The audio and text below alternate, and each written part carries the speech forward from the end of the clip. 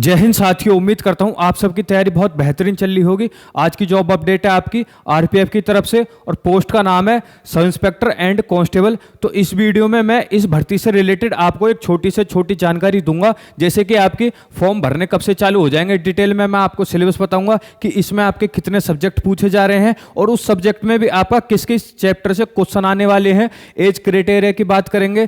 पहले जो इसका एज लिमिट थी वो 18 से लेके 25 थी, लेकिन रेलवे ने सारी वैकेंसियों के लिए 3 साल के लिए अलग से एज रिलैक्सेशन दे दिया है। साथ में हम बात करेंगे आपके सिलेक्शन प्रोसेस की कि आपका इसका कितने आपके पेपर होंगे, आपका फिजिकल पहले होगा या बाद में होगा, कितनी इसमें आपकी हाइट चाहिए, क्या इसमें लॉन्ग जंप रहेगी। साथ में हम बात करेंगे क्वालिफिकेशन की। बहुत सारे बच्चों का हमेशा डाउट रहता है, क्योंकि उनको लगता है कि रेलवे में हमेशा हमें आईटीआई या फिर कोई डिप्लोमा चाहिए, लेकिन इस वैकेंसी में आपको ना तो डिप्लोमा करने की जरूरत है, ना ही आपको किसी आईटीआई की जरूरत है। सिर्फ आपको जरूरत है कांस्टेबल की आप 10th क्लास पास हो और सब इंस्पेक्टर के लिए आप ग्रेजुएट हो। और बहुत सारे बच्चों का डाउट रहता है, सर मैं लास्ट ईयर में हूं, क्या मैं इस फॉर्म को अप्लाई कर सकता हूं। तो आप वीडियो को पूरा देखना। इस वीडियो में मैं आपको इस भर्ती से रिलेटेड सारी जानकारी देने वाला हूं। तो चलिए शुरुआत करते हैं। और साथ में मैं आपको बताऊंगा कि यदि आप इस पेपर की तैयारी करना चाहते हैं तो आपकी बुक लिस्ट क्या हो। तो चलिए शुरुआत करते हैं। इसमें जो आपकी टोटल पोस्ट है वो है आपकी 4660। आगे बात करते हैं, ये है आपका रेलवे भर्ती बोर्ड का ऑफिशियल नोटिस, जिसमें बताया गया है कि सब इंस्पेक्टर और कांस्टेबल के लिए पद निकाले गए हैं और इसकी आपकी अप्लाई डेट 15 अप्रैल से होगी और लास्ट डेट आपकी 14 मई को होगी।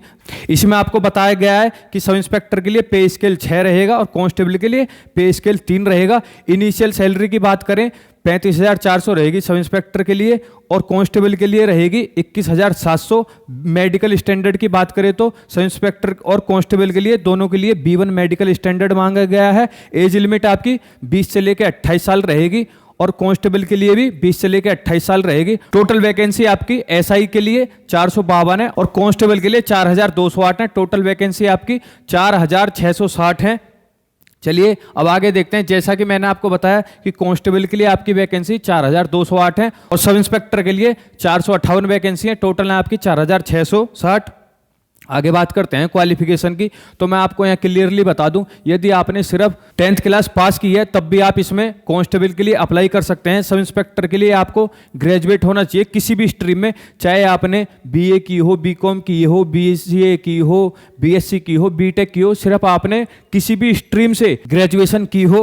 साथ में ही बहुत सारे बच्चों का डाउट रहता है कि सर ये मेरा लास्ट सेमेस्टर है, क्या मैं इसमें अप्लाई कर सकता हूँ। हाँ, आप इसमें बिल्कुल अप्लाई कर सकते हैं, लेकिन आपके जो लास्ट सेमेस्टर का रिजल्ट है वो 14 मई तक आ जाना चाहिए, जो कि आपकी इस एप्लीकेशन की लास्ट डेट भी रहेगी फॉर्म भरने की।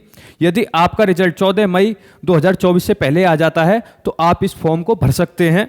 चलिए आगे देखते हैं। अब बात करते हैं एज लिमिट की। तो कांस्टेबल के लिए 18 से लेकर 28 साल है। पहले ये 18 से लेकर के 25 साल थी और रेलवे ने अपनी सभी भर्तियों में 3 साल की छूट दे दी है, चाहे वो आपकी जनरल कैटेगरी हो, ओबीसी कैटेगरी हो, एससी एसटी कैटेगरी हो। सब इंस्पेक्टर के लिए 20 से लेकर के 28 साल उम्र मांगी गई है। ओबीसी को इसमें 3 साल की छूट है और एससी एसटी के लिए इसमें 5 साल की छूट है।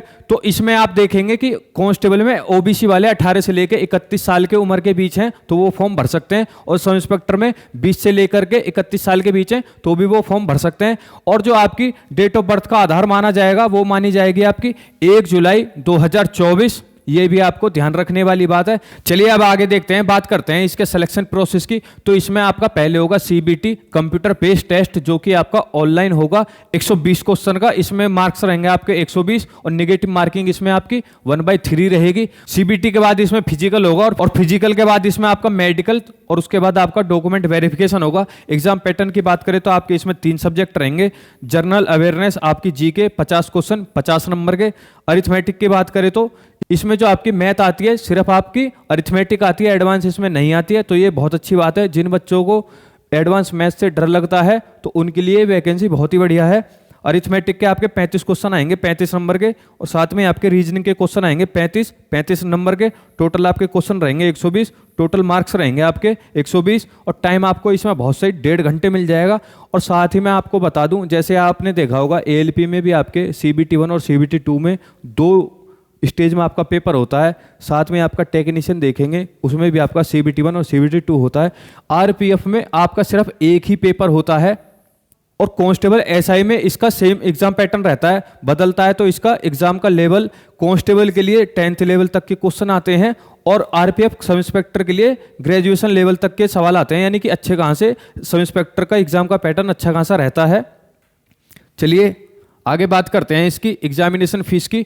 तो जनरल OBC EWS के लिए 500 रुपये फीस है, अदर्स के लिए 250 रुपये फीस है। मैं आपको एक बात बता दूं, जब आप पेपर दे करके आएंगे CBT, उसके बाद आपको 500 में से 400 रुपये रिफंड मिल जाएंगे और साथ ही अदर्स के लिए अदर के पूरे 250 रुपये वापसी आ जाएंगे। तो आप फॉर्म भरने में एक सावधानी बरतना, जब भी आप इसका फॉर्म भरना और एप्लीकेशन फीस इसकी जमा करना तो सिर्फ आप अपने ही अकाउंट से जमा करना, क्योंकि साइबर कैफे वाले करते क्या हैं कि अपने अकाउंट से फीस कटवा लेते हैं। जिसके अकाउंट से फीस कटेगी रिफंड भी उसी के अकाउंट में आएगा। जब भी आप फॉर्म भरवाएं, चाहे आप खुद से भरें, तब भी आप अपने अकाउंट से इसकी फीस कटवाना। अगर आप साइबर कैफे पे जाके फॉर्म भरवाएं तब भी आप अपने अकाउंट से इसकी फीस कटवाना। ये बात ध्यान देने वाली बात है, ठीक है। अप्लाई डेट की बात करें तो जैसे मैंने आपको बताया, ये 15 अप्रैल से इसके फॉर्म चालू हो जाएंगे, 14 मई तक रहेंगे, ठीक है। बात कर लेते हैं इसकी डिटेल में सिलेबस की। बात करते हैं आपकी जनरल अवेयरनेस की। तो इसमें आपका history, polity, geography, economics, static awareness, biology, chemistry, physics, computer और साथ में आपका करंट अफेयर आएगा। अरिथमेटिक की बात करें तो चैप्टर वाइज जिसमें क्या क्या आने वाला है, आपका number system, percentage, ratio and proportion, average, simple interest and compound interest, profit and loss, mensuration, time and distance. ये जो आपका सिलेबस है कांस्टेबल और SI दोनों के लिए है। आप चाहें तो इसका स्क्रीनशॉट भी ले सकते हैं। यदि आप डेडिकेटेड RPF, SI और कांस्टेबल के लिए ही तैयारी कर रहे हैं तो आप इनके अलावा कुछ भी चैप्टर ना पढ़ें।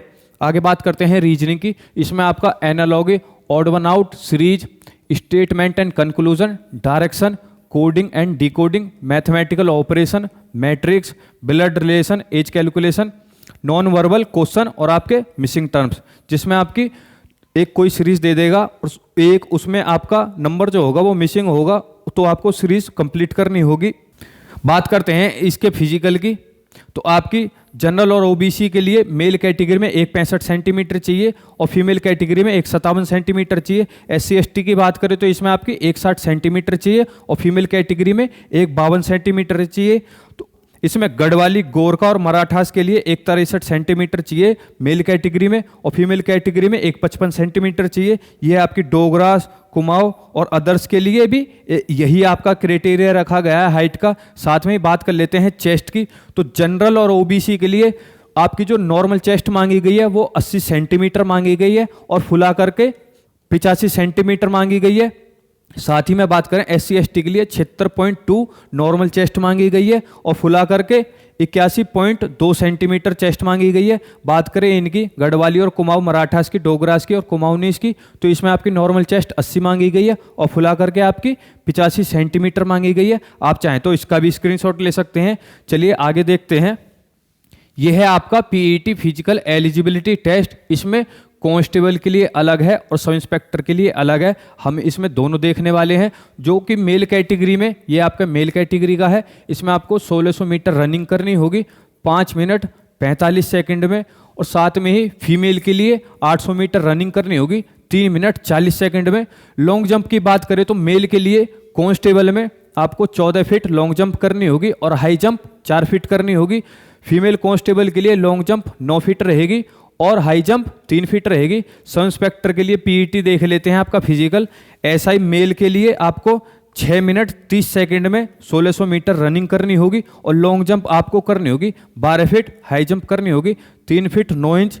फीमेल SI के लिए देख लेते हैं तो 800 मीटर आपको 4 मिनट में रनिंग करनी होगी। लॉन्ग जंप रहेगी आपकी 9 फीट और साथ में आपकी हाई जंप रहेगी 3 फीट। आप चाहें तो इसका भी स्क्रीनशॉट ले सकते हैं। आगे बात कर लेते हैं बुक लिस्ट की कि आपको RPF, SI और कांस्टेबल दोनों एग्जाम निकालने के लिए आपको कौन सी किताब पढ़नी पड़ेगी। तो मैथ के लिए ये आपकी किताब है डॉक्टर RS अग्रवाल की। इसमें सिर्फ आपकी अरिथमेटिक इतनी बढ़िया से दे दी गई है कि आपका RPF, SI, कांस्टेबल का एक भी क्वेश्चन नहीं छूटने वाला है। तो आप इस किताब पे बिल्कुल आंख बंद करके भरोसा कर सकते हैं। साथ ही बात करेंगे आपकी इसमें GS की। तो ये है आपकी लूसेंट की सामान्य विज्ञान की। इसमें आपकी साइंस भी, साइंस, हिस्ट्री, ज्योग्राफी, जितना भी आपका सिलेबस दिया गया है वो इसमें आपका कवर हो जाएगा। साथ में मैं आपको बता दूं कि आप रेलवे के PYQ जरूर पढ़ें, इससे आपको पता चल जाएगा कि रेलवे में आपके किस किस टाइप के क्वेश्चन पूछे जाते हैं, किस किस टाइप के नहीं पूछे जाते हैं। जब आप ये किताब पढ़ेंगे तो आपको याद रहेगा कि हाँ, रेलवे में इस तरीके के क्वेश्चन पूछे जाते हैं, तो इसमें आपको पढ़ने में बहुत मजा आएगा। बात करते हैं रीजनिंग की, तो यह है आपकी अरिहंत की मास्टर रीजनिंग। इस किताब से आपका एक भी क्वेश्चन बाहर नहीं जाने वाला है। यदि आप इन तीनों किताबों का अध्ययन कर लेते हो तो ये मान लीजिए आपकी RPF में कांस्टेबल की या फिर आपकी SI की एक जॉब बिल्कुल पक्की हो जाएगी। इसके साथ ही साथ आपको टेस्ट सीरीज भी लगानी होगी। जब आप इसका पूरा सिलेबस कर लोगे तो उसके बाद आप टेस्ट सीरीज लगाना, जिससे आपको प्रैक्टिस हो जाएगी। वहाँ पर जब आप एग्जाम दोगे तो आपको बिल्कुल भी नया नहीं लगेगा। तो इसलिए आपको पहले सिलेबस कंप्लीट करना है, ठीक है। उसके बाद आपको PYQ देखने हैं, उसके बाद आपको टेस्ट सीरीज लगानी है सिर्फ, क्योंकि इसमें ज़्यादा टाइम मिलेगा नहीं आपका। 3 से 4 महीने में फॉर्म निकलते ही इसके पेपर करा लिए जाएंगे। तो आज से ही आप इसके तैयारी में जुड़ जाएं यदि आप कांस्टेबल या फिर सब इंस्पेक्टर बनना चाहते हैं। उम्मीद करता हूं कि मैंने RPF, कांस्टेबल और SI से रिलेटेड आपका एक एक डाउट क्लियर कर दिया होगा। साथ ही मैंने आपको बता दिया कि आपको इसमें कौन सी किताब पढ़नी है, डिटेल सिलेबस क्या है, आपका फिजिकल टेस्ट में क्या क्या मांगा जाएगा, आपकी हाइट कितनी रहेगी, एज रिलैक्सेशन आपका कितना रहेगा। यदि आपका अभी भी कोई डाउट रह गया है तो वीडियो में आप कमेंट कर सकते हैं, मैं पर्सनली उसका रिप्लाई कर दूंगा।